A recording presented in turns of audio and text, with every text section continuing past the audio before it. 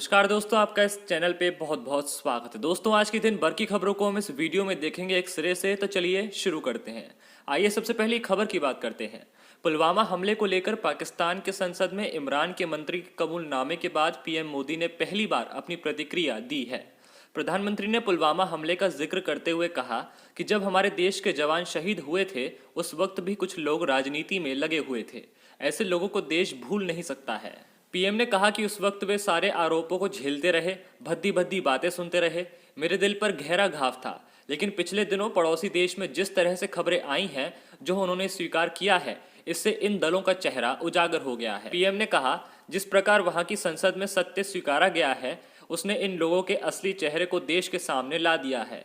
अपने राजनीतिक स्वार्थ के लिए ये लोग किस हद तक जा सकते हैं, पुलवामा हमले के बाद की गई राजनीति इसका बड़ा उदाहरण है। वहीं फ्रांस में कार्टून विवाद के बीच प्रधानमंत्री नरेंद्र मोदी ने कुछ देशों की ओर इशारा करते हुए कहा कि प्रगति के इन प्रयासों के बीच कई ऐसी चुनौतियां भी हैं जिनका सामना आज भारत और पूरा विश्व कर रहा है। बीते कुछ समय से दुनिया के अनेक देशों में जो हालत बन रहे हैं, जिस तरह कुछ लोग आतंकवाद के समर्थन में खुलकर सामने आ गए हैं, वो आज वैश्विक चिंता का विषय है। पीएम ने कहा कि आज के माहौल में दुनिया के सभी देशों को, सभी सरकारों को, सभी पंथों को आतंकवाद के खिलाफ एकजुट होने की बहुत ज्यादा जरूरत है। शांति, भाईचारा और परस्पर आदर का भाव ही मानवता की सच्ची पहचान है। आतंकवाद हिंसा से कभी भी किसी का कल्याण नहीं हो सकता है। पाकिस्तान की इमरान खान सरकार में मंत्री फवाद चौधरी ने गुरुवार को संसद में माना कि पुलवामा में सीआरपीएफ के काफिले पर हुए हमले में पाकिस्तान का हाथ था। उन्होंने कहा कि पुलवामा हमला पाकिस्तान की कामयाबी है। फवाद चौधरी ने पुलवामा हमले का श्रेय इमरान खान और उनकी पार्टी पीटीआई को दिया। उन्होंने कहा कि पुलवामा हमला इमरान खान के लिए एक उपलब्धि है। बता दें कि जम्मू कश्मीर के पुलवामा में 14 फरवरी 2019 को सीआरपीएफ के काफिले पर आतंकी हमला किया गया था। एक आत्मघाती हमलावर ने विस्फोटक से भरी कार सीआरपीएफ के काफिले से टकरा दी थी। इस धमाके में 40 जवान शहीद हो गए थे। बढ़ते हैं अगली खबर की तरफ। तुर्की में आए शक्तिशाली भूकंप से भारी तबाही हुई है। रिक्टर स्केल पर भूकंप की तीव्रता 7 मापी गई है। इस विनाशकारी भूकंप से इजमिर शहर में सबसे ज्यादा नुकसान हुआ है। अब तक 17 लोगों के मारे जाने की पुष्टि हुई है, जबकि 709 लोग घायल बताए जा रहे हैं। कई इमारतें के जमींदोज होने की खबरें मिल रही हैं। भूकंप का केंद्र अरेबियन सागर में बताया गया है। भूकंप के कारण सुनामी का खतरा बढ़ गया है। तुर्की के आपदा प्रबंधन विभाग ने राहत और बचाव दलों को भूकंप प्रभावित जगहों पर भेज दिया है। तुर्की के साथ ही ग्रीस के सामोस द्वीप में भी भूकंप के तेज झटके महसूस किए गए हैं। बढ़ते हैं अगली खबर की तरफ।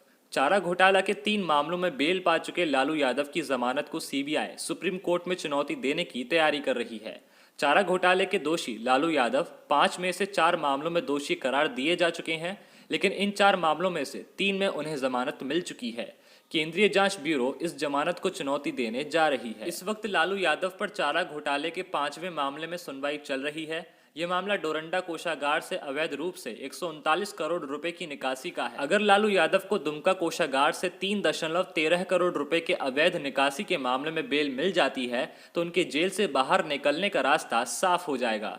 हालांकि इस मामले की सुनवाई 6 नवंबर के बाद ही संभव है, क्योंकि त्योहारों की छुट्टियों के बाद झारखंड हाईकोर्ट खुलेगा। बढ़ते हैं अगली खबर की तरफ। कोरोना वायरस महामारी से सर्वाधिक प्रभावित अमेरिका में वायरस का प्रकोप थमने का नाम नहीं ले रहा है। अमेरिका में कोविड-19 के मामलों ने एक बार फिर तेज रफ्तार पकड़ ली है। शुक्रवार को यहां कोरोना संक्रमण के कुल मामले 90 लाख के पार पहुंच गए। शुक्रवार को पिछले 24 घंटे यानी एक दिन में 94,000 नए कोरोना के मामले दर्ज किए गए हैं। रोजाना दर्ज किए जाने वाले कोरोना मामलों का यह रिकॉर्ड स्तर है। जॉन हॉपकिंस यूनिवर्सिटी के आंकड़ों से यह जानकारी मिली। अमेरिका में कोरोना के मामलों में तेजी ऐसे समय में देखने को मिल रही है जब अगले राष्ट्रपति का चुनाव होना है। आंकड़ों के अनुसार अमेरिका में अब तक कुल 2,29,000 से ज्यादा लोग कोरोना वायरस की वजह से जान गंवा चुके हैं।